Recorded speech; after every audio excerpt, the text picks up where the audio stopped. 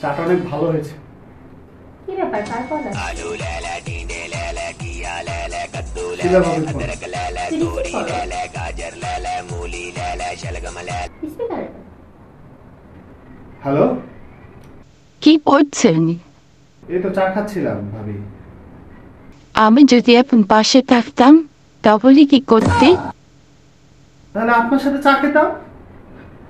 মনে পড়ে বাচ্চায় যদি চায়ের পাতা না থাকতো তাহলে কি করত? তাহলে বাজার থেকে চা পাতি কিনে চা বানিয়ে তারপর খেতাম। আচ্ছা, মনে পড়ে সে রাত 12টা বাজে, সব দোকান বন্ধ, তাহলে কি করতেন? আরে ভাবি, আপনি জানেন না ও চা কতটা পছন্দ করে।